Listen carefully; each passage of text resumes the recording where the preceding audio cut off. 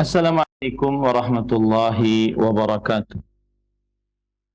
Bismillahirrahmanirrahim. Innal hamdalillah nahmaduhu wa nasta'inuhu wa nastaghfiruh wa na'udzu billahi min shururi anfusina wa sayyiati a'malina. Man yahdihillahu fala mudilla lahu wa man yudlil fala hadiya lahu. Wa ashhadu an la ilaha illallah wahdahu la syarika lah wa ashhadu anna Muhammadan 'abduhu wa rasuluh. يا أيها الذين آمنوا اتقوا الله حق تقاته ولا تموتن إلا وأنتم مسلمون. يا أيها الناس اتقوا ربكم الذي خلقكم من نفس واحدة وخلق منها زوجها وبث منهما رجالا كثيرا ونساء فاتقوا الله الذي تساءلون به والأرحام إن الله كان عليكم رقيبا. يا أيها الذين آمنوا اتقوا الله وقولوا قولا سديدا يصلح لكم أعمالكم ويغفر لكم ذنوبكم ومن يطع الله ورسوله فقد فاز فوزا عظيما. أما بعد فإن أصدق الحديث كتاب الله وأحسن الهدي هدي محمد صلى الله عليه وعلى آله وسلم شر الأمور محدثاتها وكل محدثة بدعة wa kulla bid'atin dhalalah wa kulla dhalalatin finnar. Alhamdulillah, kita bersyukur pada Allah Subhanahu wa taala pada hari ini, hari Rabu siang 27 Jumadil Ula 1444 Hijriah, kita kembali duduk bersama mengkaji kitab Fathul Majid, syarhu kitab Tauhid yang ditulis oleh Fadilatul Syekh Abdurrahman bin Hasan Al-Syekh rahimahullahu ta'ala. Salawat dan salam semoga selalu Allah berikan kepada Nabi kita Muhammad sallallahu alaihi wa ala alihi wasallam, pada keluarga beliau, para sahabat, serta orang-orang yang mengikuti beliau sampai hari kiamat kelak.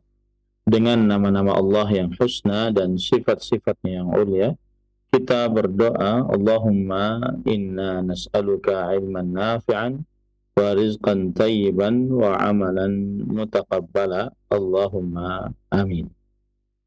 Ahibati fillah, afanillah wa iyyakum, kaum muslimin yang saya cintai karena Allah, semoga Allah Subhanahu wa ta'ala selalu memberikan afiat kepada kita di dunia dan di akhirat. Para pemirsa Raja TV, para pendengar Radio Roja, dan seluruh kaum muslimin yang mengikuti kajian ini dimanapun berada. Pada kesempatan kali ini kita masih di dalam bab yang ke-20, yaitu penulis kitab Tauhid mengatakan babu maja'a minat taghlidhi fi man abadallaha inda qabri rajulin salih fa kaifa idza abadahu, yang artinya bab tentang sikap keras Rasulullah sallallahu alaihi wasallam terhadap orang yang beribadah kepada Allah Subhanahu wa taala di sisi kuburan orang saleh. Maka bagaimanakah jika orang saleh itu diibadahi? Dan pada pertemuan sebelumnya kita sudah membahas beberapa dalil yang dibawakan oleh penulis kitab Tauhid di dalam kitabnya. Ahibati fillah, afanillahu iyyakum. Dalil yang pertama yaitu hadis sahih dari Aisyah radhiyallahu anha yang menyebutkan tentang Ummu Salamah radhiyallahu anha menceritakan kepada Nabi Muhammad sallallahu alaihi wa alihi wasallam tentang apa yang beliau lihat di tempat ibadah kaum Nasrani, yaitu berupa patung-patung berbentuk makhluk hidup, berbentuk manusia. Dan Nabi Muhammad Shallallahu Alaihi Wasallam pada saat itu sedang sakit, ya, sakit keras, dan sakit beliau disitulah beliau wafat. Kemudian Nabi Muhammad Shallallahu Alaihi Wasallam memberitahukan bahwa sebab orang-orang Nasrani berbuat demikian yaitu terlalu berlebihan terhadap orang-orang saleh yang akhirnya kelak menjadikan kuburan-kuburan orang-orang saleh sebagai masjid dan tempat ibadah. Kemudian Nabi Muhammad SAW menjelaskan bahwa mereka adalah seburuk-buruk makhluk karena mengumpulkan dua keburukan, yaitu menjadikan kuburan sebagai masjid dan membuat patung yang keduanya merupakan sarana untuk mensyirikkan Allah Subhanahu wa ta'ala. Itu dalil yang pertama yang sudah kita bahas. Dalil yang kedua adalah hadis juga dari Aisyah dan Ummu Salamah radhiyallahu anhuma, yaitu bahwa menjelaskan Rasulullah SAW sangat perhatian kepada umatnya agar selalu menjaga tauhid dan tidak melakukan kesyirikan. Maka dalam keadaan sakit keras, beliau mengingatkan penyebab kaum Yahudi dan Nasrani dilaknat oleh Allah Subhanahu wa ta'ala adalah menjadikan kuburan para nabi dan orang-orang saleh sebagai tempat ibadah. Hal ini dilakukan oleh Rasulullah SAW agar kuburan beliau tidak diibadahi dan dijadikan sebagai masjid sebagaimana kebiasaan kaum Yahudi dan Nasrani. Nah, dua hadis ini hubungannya dengan bab yang ke-20 adalah menunjukkan contoh perbuatan yang dapat menjadi sarana menghantarkan kepada kesyirikan, yaitu menjadikan kuburan orang-orang saleh, para nabi alaihi wassalatu wassalam, sebagai masjid. Karena di dalam hadis Rasulullah SAW menyebutkan bahwa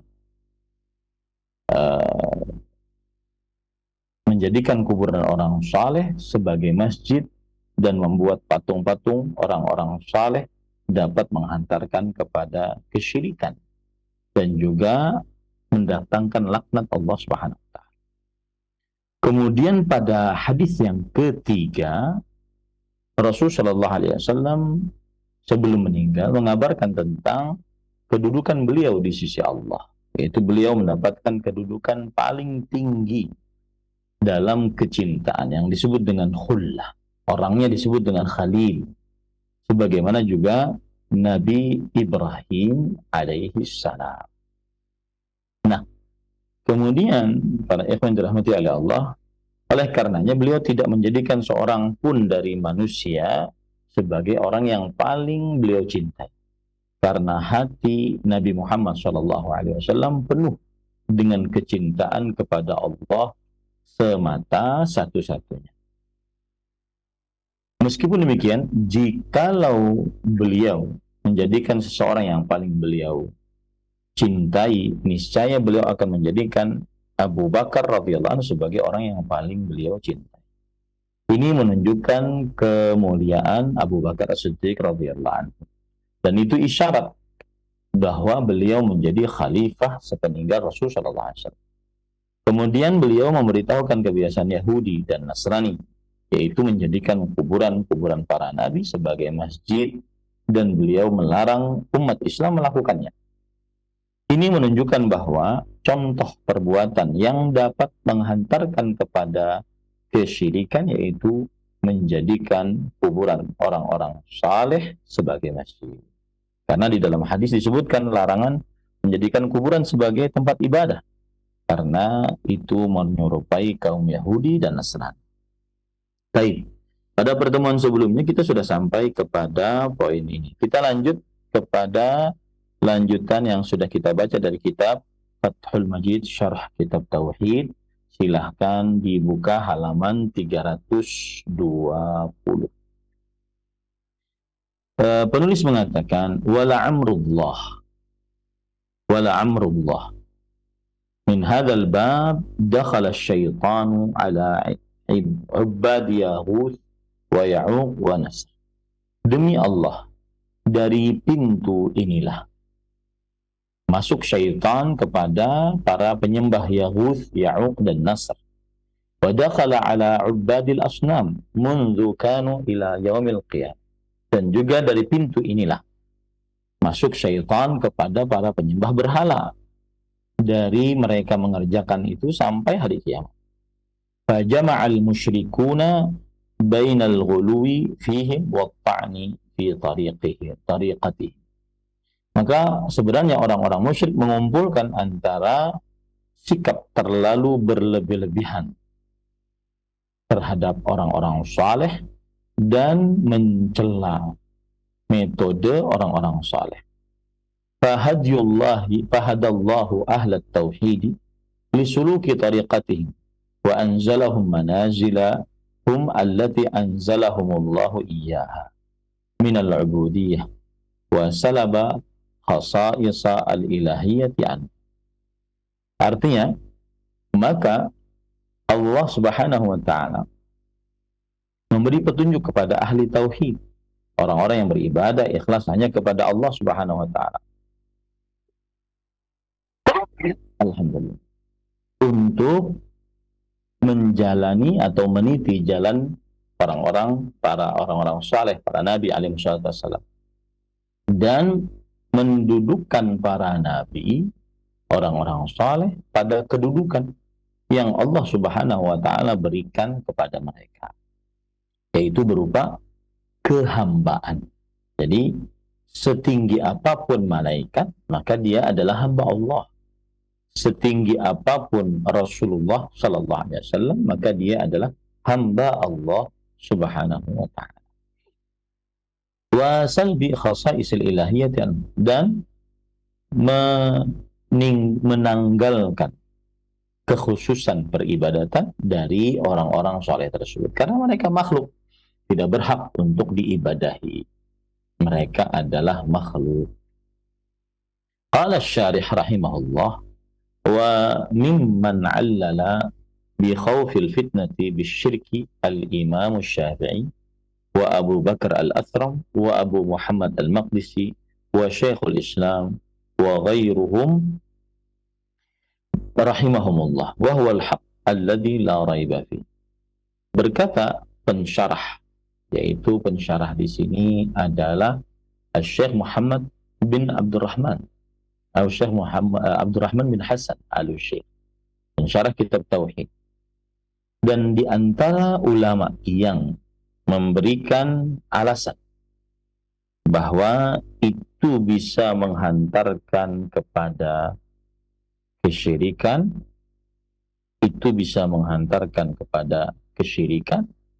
yaitu perbuatan terlalu berlebihan terhadap orang-orang saleh, terutama menjadikan kuburan orang-orang saleh sebagai masjid, adalah bisa menghantarkan kepada kesyirikan. Maka di antara mereka adalah Al-Imam Asy-Syafi'i rahimahullah, kemudian Al-Imam Abu Bakar al-Athram, Al-Imam Abu Muhammad al-Maqdisi, Al-Imam Syekhul Islam Ibnu Taimiyah, dan selain mereka. Dan inilah kebenaran yang tidak ada keraguan di dalamnya.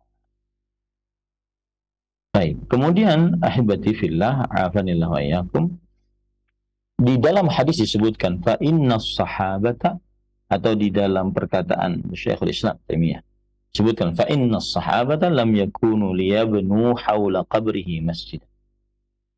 Sesungguhnya para sahabat Nabi radhiyallahu anhum tidak membangun kubur, di sekitar kuburan Nabi Muhammad sallallahu alaihi wasallam sebagai masjid. Ai lamma alimu min tashdidihi fi dzalik, yaitu ketika mereka mengetahui kerasnya Nabi Muhammad sallallahu alaihi wasallam dalam hal itu, wa taghlidhihi an-nahya anhu, dan kekerasan Nabi Muhammad sallallahu alaihi wasallam melarang perbuatan tersebut, wa la'ni man fa'ala, dan pelaknatan Nabi Muhammad sallallahu alaihi wasallam terhadap orang yang mengerjakan. Jadi para sahabat tidak membangun di sekitar kuburan Nabi Muhammad sallallahu alaihi wasallam sebagai tempat masjid, ya, sebagai tempat masjid. Qauluhu wa kullu mawdi'an qusida as-salatu fihi faqad ittakhadha masjidan. Ai wa illam yubna masjidun bal kullu mawdi'in yusalla fihi yusamma masjidan, yakni wa illam yuqsad bidzalik. Artinya, dan disebutkan dalam perkataan bahwa setiap tempat yang dimaksudkan sholat di dalamnya, maka sudah menjadikan tempat tersebut sebagai masjid. Maksudnya adalah meskipun tidak dibangun bangunan seperti masjid, akan tetapi setiap tempat disolati di dalam ini dinamakan masjid, ya. Maksudnya adalah meskipun tidak dimaksudkan hal itu. Kama idza arada liman arada an yusalliya fa awqa'a as-salata 'indahu min ghairi an yaqsuda dzalika al-mawdi' bi khususi fa sara bi fi'li as-salati fihi masjidan. Sebagaimana jika ada orang datang lalu bagi siapa yang ingin sholat, dia meletakkan sholat di tempat tersebut tanpa bermaksud menjadikan kekhususan tempat tersebut, maka dengan mengerjakan sholat tersebut itu sudah disebut sebagai masjid. Itu sudah disebut sebagai masjid. Ahibati billah, afanillah wa iyyakum. Kemudian penulis membawakan hadis yang berbunyi, kama qala sallallahu alaihi wa ala alihi wasallam, ju'ilat liyal ardu masjidan wa tahura. Sebagaimana sabda Nabi Muhammad sallallahu alaihi wasallam, dijadikan untukku bumi sebagai masjid dan suci. Dijadikan untukku bumi sebagai masjid dan suci. Ai fa sammal ardu masjidan, fa summiyal ardu masjidan tajuzu as-salatu fihi fi kulli buq'atin minha illa mustathna min al-mawadhi' allati la tajuzu as-salatu fiha kal maqbarati wa nahwiha. Artinya dinamakan tanah sebagai masjid, diperbolehkan sholat di setiap bagian dari tanah tersebut kecuali yang dikecualikan dari tempat-tempat yang tidak diperbolehkan untuk sholat di dalam, seperti kuburan dan yang semisalnya. Seperti kuburan dan semisalnya. Baik. Kemudian penulis berkata, qala al-Baghawi fi syarh as-sunnah, arada anna ahlal kitab lam tubih lahumus salatu illa fi bay'ihim wa kana'isih, fa abahallahu lihadhihi al-ummati as-salata haythu kanu takhfifan alaihim wa taysiran, thumma khassa min jami'i al-mawadhi al-hammam wal maqbarah wal makan an-najis, intaha. Imam Al-Baghawi rahimahullah menjelaskan dalam kitab Syarh Sunnah bahwa ahlul kitab menginginkan bahwa ahlul kitab tidak dibolehkan bagi mereka untuk sholat kecuali di tempat jual beli mereka dan di tempat gereja-gereja mereka. Maka Allah Subhanahu wa ta'ala membolehkan untuk umat ini sholat dimanapun berada. Ya, sebagai keringanan dan kemudahan. Kemudian Allah mengkhususkan dari seluruh tempat-tempat bahwa yang tidak diperbolehkan untuk salat adalah kamar mandi, kuburan, dan tempat-tempat yang najis. Nah, itu adalah penjelasan dari dalil yang ketiga. Sekarang kita masuk kepada penjelasan dari dalil yang keempat. Saya bacakan dulu dalilnya, silahkan angkat ke atas. Wali Ahmada bi sanadin jayyidin an ibni Mas'udin radhiyallahu anhu marfu'an inna min syirarin nas man tudrikuhum as-sa'ah wa hum ahya walladzina yattakhiduna al-qubura masajid wa rawahu Abu Hatim fi sahih. Dan Imam Ahmad meriwayatkan dengan sanad yang baik dari Abdullah bin Mas'ud radhiyallahu anhu secara marfu', yaitu sampai terangkat sampai kepada Rasulullah sallallahu alaihi wasallam. Sesungguhnya termasuk manusia yang paling buruk adalah yang mendapati yang hari kiamat bangkit mendapati mereka, sedangkan mereka masih hidup, dan orang-orang yang menjadikan kuburan sebagai masjid. Hadis riwayat Imam Abu Hatim dalam kitabnya As-Sahih. Baik. Qauluhu disebutkan dalam hadis tadi, silahkan buka halaman 322. Qauluhu inna min syirarin nas bikasri syin jam'u syarir. Sesungguhnya manusia yang paling buruk, yaitu syirar, manusia yang paling buruk. Qauluhu man tudrikuhumus sa'ah wa hum ahya. Seorang yang hari kiamat mendapati mereka ketika dan mereka dalam keadaan hidup. Hari kiamat mendapati mereka dan mereka dalam keadaan hidup. Ai muqaddimatuha, maksudnya adalah terjadi hari kiamat, awal-awal hari kiamat ketika mereka masih hidup. Ka khurujid dabbah wa tulu'i syams wa min maghribiha wa ba'da dzalika yunfakhu fis-sur nafkhatul faza'. Seperti keluarnya binatang, kemudian terbitnya matahari dari barat, dan setelahnya ditiupkan sangkakala. Qauluhu walladzina yattakhiduna qubur masajid, yaitu orang-orang yang menjadikan kuburan-kuburan sebagai masjid. Ma'tufun ala khabar inna fi mahalli nasbin ala niyati tikraril 'amil. Maksud daripada yang menjadikan kuburan sebagai masjid adalah terus-menerus menjadikan kuburan sebagai masjid, beribadah hanya di kuburan. Aywa inna min asyrarin nas alladzina yattakhiduna qubur masajid ay bis salati 'indaha wa ilaiha wa bina'ul masajid 'alaiha.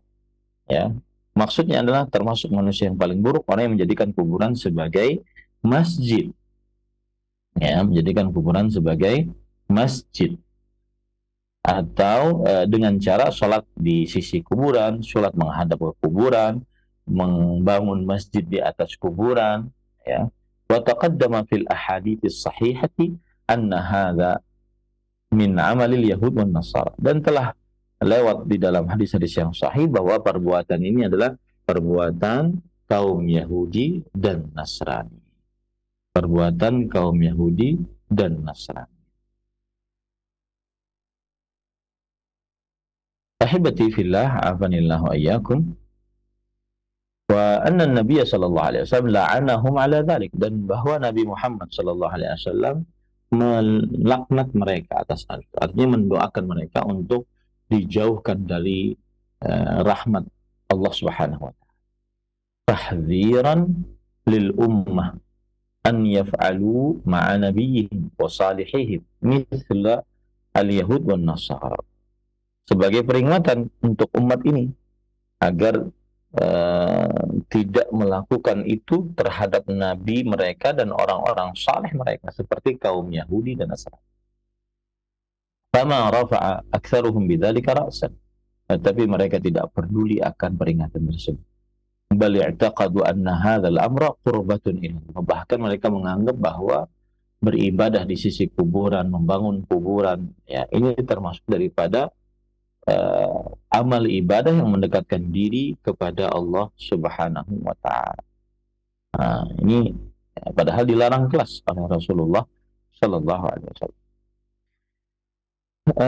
Fama wa huwa ma mimma yub'iduhum 'anillah wa yutriduhum 'an rahmatihi wa maghfiratih. Dan hal ini termasuk daripada menjauhkan mereka dari Allah dan mengusir mereka dari rahmat Allah dan ampunan Allah.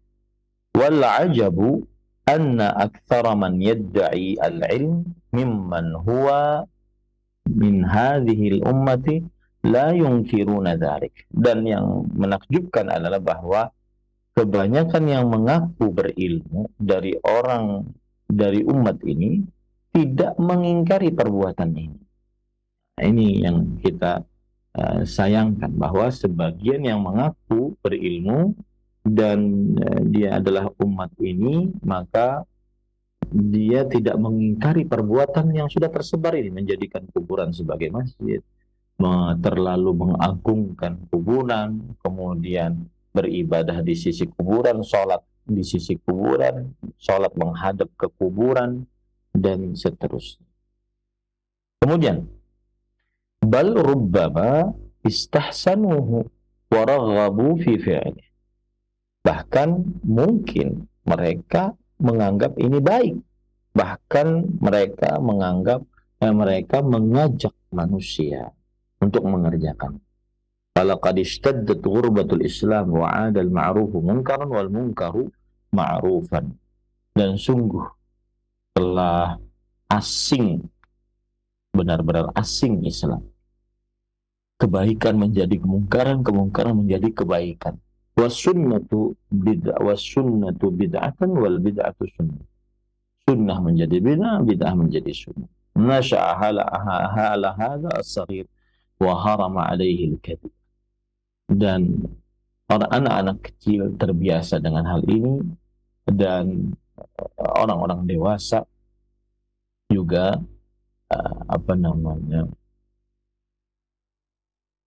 orang-orang dewasa juga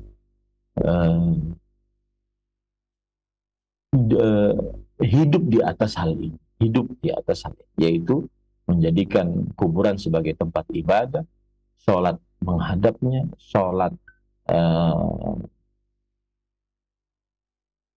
di sisinya. Kemudian yang dikhawatirkan nanti adalah menjadikan kuburan sebagai zat yang diibadahi. Ini yang dikhawatirkan. Baik. Kemudian penulis mengatakan, para ikhwan yang dirahmati oleh Allah, qala Syekhul Islam, amma bina'ul masajid 'ala al-quburi faqad sarraha ammatu at-tawaif bin nahyi anhu mutaba'atan lil ahadits as-sahihah wa sarraha ashabuna wa ghairuhum min ashabi Malik wa Syafi'i bi tahrim.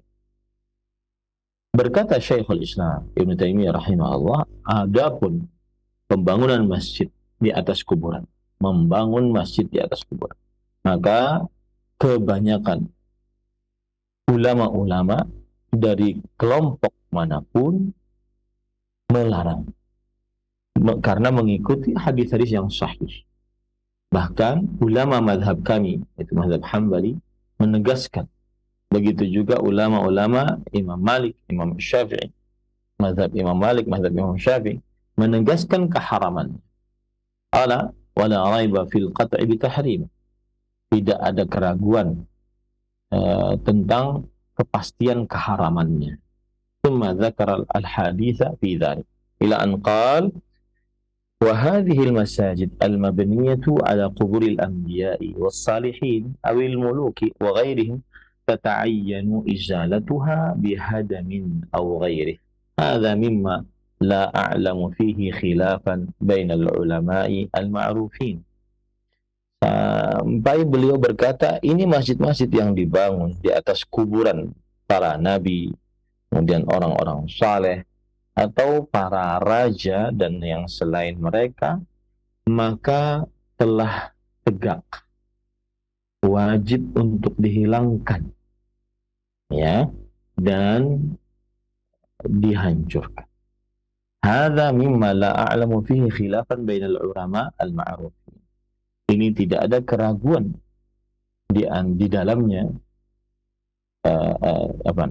Ini dari tidak ada yang aku ketahui terjadi khilaf di antara ulama yang dikenal.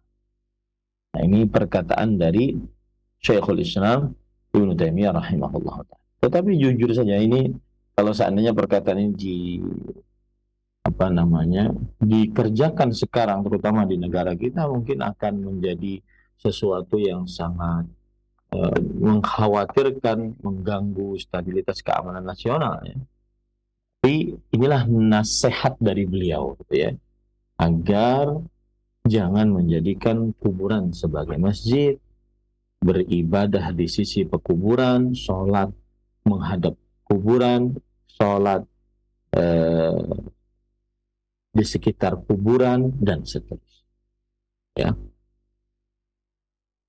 Kemudian pada ikhwan yang dirahmati oleh Allah Subhanahu wa taala, wa qala Ibnu Qayyim rahimahullah, yajibu hadmul qibab allati buniyat 'alal qubur. Wajib menghancurkan kubah-kubah yang dibangun di atas kuburan. Li'annaha usisat ala ma'siyatir Rasul sallallahu alaihi wasallam. Karena ini adalah dibangun di atas bermaksiat kepada Rasulullah sallallahu alaihi wasallam. Wa qad afta jama'atun min asy-Syafi'iyah bihadmi ma fil qarafati min al-abniyah minhum Ibnu al-Jumaizi wal-Dhahiri wa at-Tirmini wa ghairihima. Dan telah berfatwa sekelompok dari ulama mazhab Syafi'i tentang penghancuran apa yang ada di dalam al-qarafah dari bangunan-bangunan. Maksudnya tidak mengagungkan kuburan sehingga dibangun.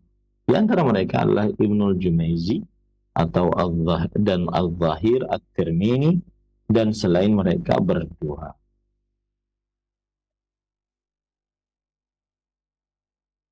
Baik, al-qarafah ini saya tidak tahu apa yang dimaksudnya, menghancurkan apa yang ada dalam qarafah dari bangunan-bangunan. Mungkin sebuah pekuburan atau yang semisal.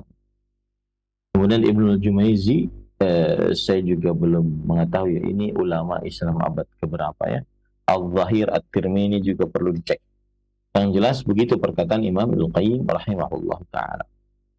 Wa qala al-Qadhi Ibnu Kach, wa la yajuzu an tujassasa al-qubur wala an yubna 'alaiha qibab wala ghairu qibab wal wasiyatu biha batilah. Berkata Al-Qadhi Ibnu Kach bahwa tidak diperbolehkan untuk mengkhususkan kuburan, untuk mengkeramiki kuburan, dan tidak diperbolehkan untuk dibangun di atasnya kubah-kubah ataupun selain kubah. Apabila ada yang mewasiatkan untuk dilakukan pada kuburannya, maka pada saat itu ini wasiat adalah wasiat yang batil. Pada saat itu ini adalah wasiat yang batil. Kemudian para ikhwan dirahmati oleh Allah Subhanahu wa taala,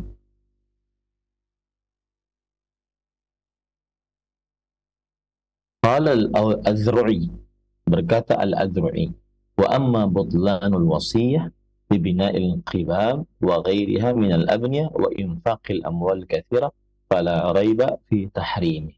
Adapun batalnya wasiat dengan membangun kubah-kubah dan selainnya dari bangunan-bangunan dan menafkahkan harta yang banyak, maka ini tidak diragukan tentang keharaman.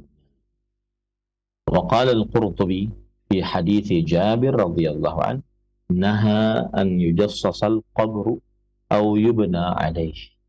Wa bi dhahiri hadha al-hadits qala Malik wa kariha al-bina wal jassu 'ala al-qubur waqad ajazahu ghairuhu wa hadha al-hadits hujjatun 'alayhi. Imam Al-Qurtubi rahimahullah berkata dalam hadis Jabir radhiyallahu anhu, Nabi Muhammad SAW dilarang untuk kuburan dikeramiki atau dibangun di atas. Ini hadis riwayat Muslim. Dan uh, dengan lafaz yang jelas dari hadis ini, seperti Imam Malik, dan membenci membangun di atas kubur, dan sebagian ulama membolehkan. Tetapi hadis ini adalah uh, hujah pemberat atas mereka. Maksudnya hadis ini adalah bantahan terhadap yang membolehkan membangun kuburan.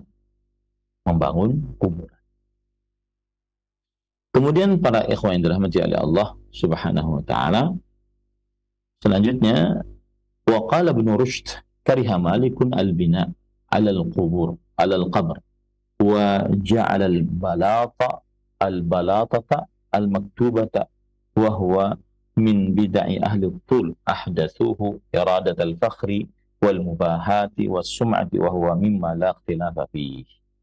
Imam Ibnu Rushd berkata, Imam Malik rahimahullah membenci membangun bangunan di atas kuburan, dan waja'al al-bilatatal maktubah, dan menjadikan lantai-lantainya tertulis-tulis. Ini termasuk daripada bid'ah orang-orang yang saya tidak tahu apa maksud ahli tul ya. Orang-orang ahli tul, mereka mengadakan sesuatu yang baru dengan hal ini, yaitu menginginkan untuk berbangga-bangga, bermewah-mewah, menyombongkan diri dengan kuburan yang megah-megah. Maka ini tidak ada ikhtilaf tentang diperbolehkan, tentang diharamkannya hal tersebut. Ya, tidak ada ikhtilaf tentang diharamkannya hal tersebut. Baik, para ikhwan yang dirahmati oleh Allah Subhanahu wa taala. Kemudian waqala Asy-Syafi'i rahimahullah akrahu an yu'azzama makhluqun. Qala Az-Zailai, lewat. Waqala Az-Zailai fi Syarh al-Kanz. Imam Az-Zailai dalam kitab Syarh al-Kanz, wa yukrahu an yubna 'ala al-qabr, dimakruhkan untuk dibangun di atas kuburan, bangunan. Wa dzakara Qadhi Khan annahu la yujassasul qabru wa la yubna alaih. Dan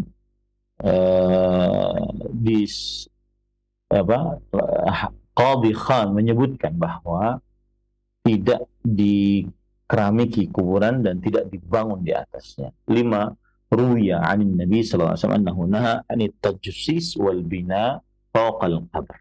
Karena diriwayatkan dari Nabi Muhammad SAW bahwa beliau melarang untuk mengeramiki dan membangun di atas kuburan. Wal muradu bil karahati 'inda al-Hanafiyah rahimahumullah karahatut tahrim. Wa qad dzakara dzalika Ibnu Nujaim fi Syarh al-Kanz. Dan yang dimaksud dengan dimakruhkan, dibenci tadi menurut mazhab Hanafi rahimahumullah taala adalah kemakruhan yang berupa keharaman. Dan dzakara dzalik, disebutkan akan hal itu Ibnu Nujaim dalam kitab Syarh al-Kanz. Kemudian penulis mengatakan, wa qala Asy-Syafi'i rahimahullah akrahu an yu'azzama makhluqun. Aku membenci makhluk diberikan pengagungan, hatta yuj'ala qabruhu masjidan, sampai dijadikan kuburannya sebagai masjid. Makhafatal fitnah alaihi wa ala man ba'dahu minan nas. Karena khawatir terjadi fitnah, yaitu hal yang bisa menghantarkan kepada kehancuran atas orang yang dikubur tersebut dan atas siapa saja setelahnya dari manusia. Wa kalamu Syafi'i rahimahullah yubayyin anna muradal bil karahah karahatut tahrim. Dan perkataan Imam Asy-Syafi'i rahimahullah ta'ala bahwa yang dimaksud dengan makruh adalah kemakruhan keharaman. وقال الشارح رحمه الله وجزم النووي رحمه الله في شرح المهذب بتحريم البناء مطلقا وذكر في شرح مسلم نحوه أيضا. Berkata pensyarah kitab tauhid ini bahwa Imam An-Nawawi rahimahullah taala menegaskan di dalam kitab beliau Al-Majmu' Syarhul Muhadzab tentang keharaman membangun kuburan secara mutlak. Artinya haram sama sekali, tidak ada alasan apapun. Dan beliau juga menyebutkan akan hal ini dalam kitab beliau Al-Minhaj Syarah Nawawi ala Sahih Muslim. Nah, para ikhwah yang dirahmati oleh Allah Subhanahu wa taala, kiranya sampai di sini dulu tentang penjelasan bab yang ke-20. Cukup kiranya, akhi, barakallahu fikum. Semoga yang disampaikan bermanfaat. Wassalamualaikum warahmatullahi wabarakatuh.